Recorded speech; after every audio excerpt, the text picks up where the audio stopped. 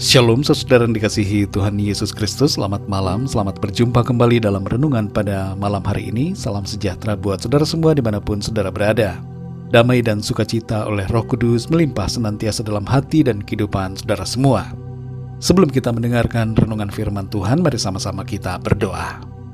Bapa kami yang di surga, Bapa dalam nama Tuhan Yesus Kristus, terima kasih kami bersyukur kepadamu untuk berkat kemurahan-Mu, pimpinan-Mu di sepanjang hari ini. Kami dapat lalui semuanya oleh karena pertolongan Tuhan. Terima kasih untuk segala berkat kebaikan-Mu. Pada saat ini kami mau mendengarkan sabda firman-Mu. Berikan kami pengertian ya Tuhan, hati yang rela dan taat untuk dibentuk, menjadi sesuai dengan kehendak-Mu. Dalam nama Tuhan Yesus kami berdoa. Haleluya, amin. Saudara yang dikasih Tuhan, ayat renungan kita pada saat ini terdapat dalam Injil Matius pasal 23 ayat 11 sampai 12. Tertulis demikian. Barang siapa terbesar di antara kamu, hendaklah ia menjadi pelayanmu. Dan barang siapa meninggikan diri, ia akan direndahkan. Dan barang siapa merendahkan diri, ia akan ditinggikan. Saudara yang dikasih Tuhan, Kamus Oxford mendefinisikan selfie sebagai suatu tindakan mengambil foto diri sendiri dengan menggunakan smartphone atau webcam lalu di-share di media sosial.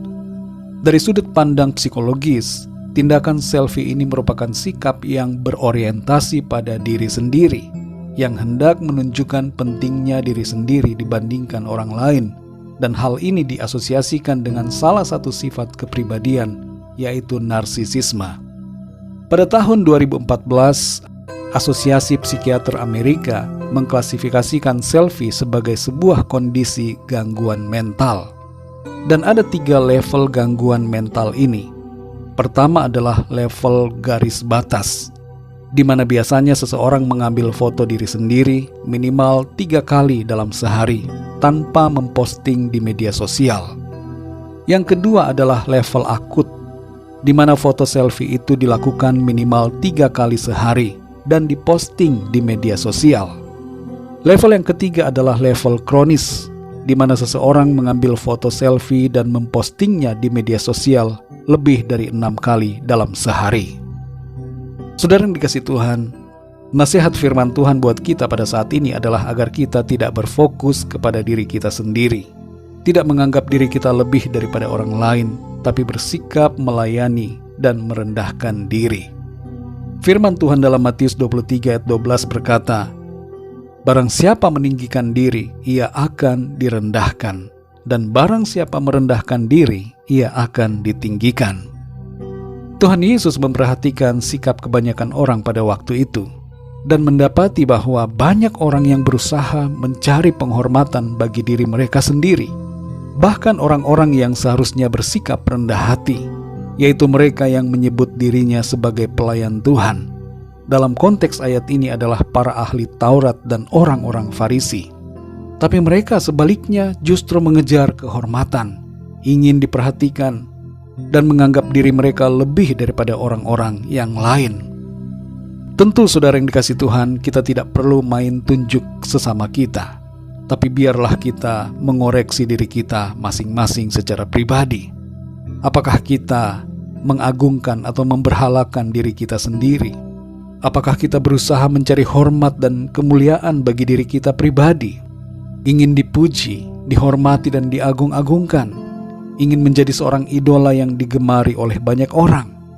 Kita perlu berhati-hati saudara, karena mencari kehormatan bagi diri sendiri membuat kita berada dalam kondisi mencuri kemuliaan Tuhan. Hanya Tuhan saja yang layak dipuji dan ditinggikan. Kita tidak punya apa-apa dari diri kita sendiri.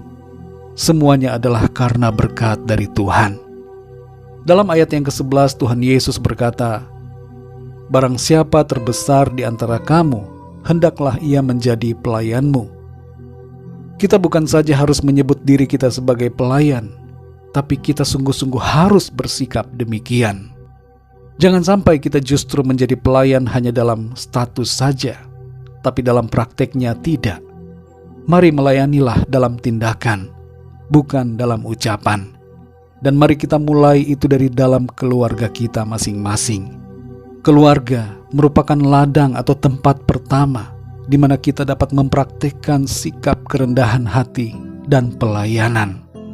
Dalam ayat yang ke-12, Tuhan Yesus mengatakan suatu hukum yang berlaku yang perlu kita sadari dan pahami. Dikatakan di sini, barang siapa meninggikan diri akan direndahkan, dan barang siapa yang merendahkan diri akan ditinggikan. Mari saudara rendahkan diri kita. Ingatlah selalu akan hal ini dan jadikan ini sebagai sikap dan kepribadian kita, di mana kita tidak mengagungkan diri kita sendiri, tidak berpusat pada diri pribadi, tapi mau merendahkan diri, mengerti dan peduli pada orang lain. Jangan kita selalu berfokus pada bagaimana diri saya, tapi fokuslah pada sesama kita, bagaimana keadaan mereka. Tuhan akan menolong kita semua untuk dapat hidup semakin sesuai dengan kehendak-Nya. Satu ayat penutup dari 1 Petrus 5 ayat 6 berkata, "Karena itu rendahkanlah dirimu di bawah tangan Tuhan yang kuat, supaya kamu ditinggikannya pada waktunya." Kunci untuk mengalami peninggian dari Tuhan adalah merendahkan diri. Mari kita berdoa, saudara. Terima kasih Tuhan Yesus, kami mengucap syukur untuk firman-Mu yang sudah kami dengar dan yang mengajar kami untuk merendahkan diri. Sebab itulah yang Tuhan kehendaki. Dan dengan demikian Tuhan akan mengangkat dan meninggikan kami. Bukan pujian dari manusia yang hendaknya kami cari, tapi pujian dari Tuhanlah yang menjadi yang terutama.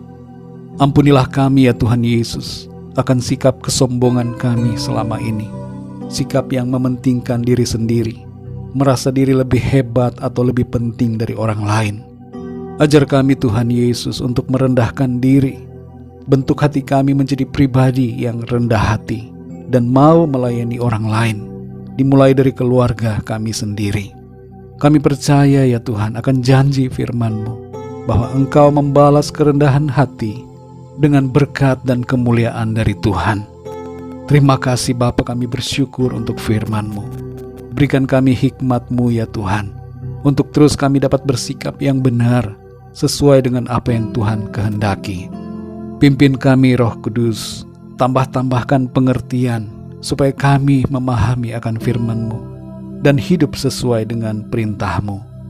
Saat ini kami berdoa untuk mereka yang sedang dalam keadaan sakit, dan dalam pergumulan atau masalah, agar Tuhan Engkau menjamah dan memberikan kesembuhan.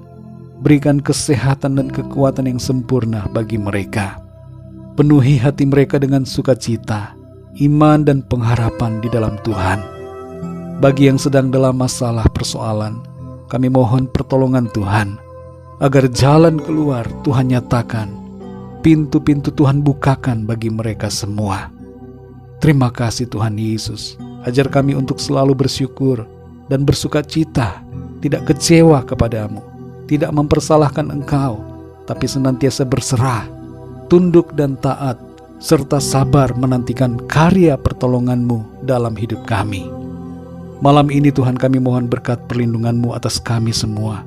Berikan kami tidur yang nyenyak, dan bangunkan kami kembali besok pagi dengan kekuatan yang baru, tubuh yang sehat diberkati Tuhan, untuk kami pakai memuliakan nama Tuhan dalam segala aktivitas kami. Kami serahkan semuanya ke dalam tangan kasih-Mu. Kami percaya berkat damai sejahtera dan kasih karunia Tuhan senantiasa berlimpah dalam hidup kami. Terpujilah nama-Mu ya Bapa. Hanya dalam nama-Mu yang kudus, nama Tuhan Yesus Kristus, kami sudah berdoa dan mengucap syukur. Haleluya. Amin. Puji Tuhan, saudara yang dikasih Tuhan, saya percaya firman Tuhan menjadi berkat dan kekuatan buat saudara semua, dan Roh Kudus akan menolong saudara untuk lebih lagi memahami kebenaran firman Tuhan. Tuhan Yesus memberkati saudara semua. Selamat malam, selamat beristirahat, dan sampai jumpa dalam renungan yang berikutnya. Haleluya.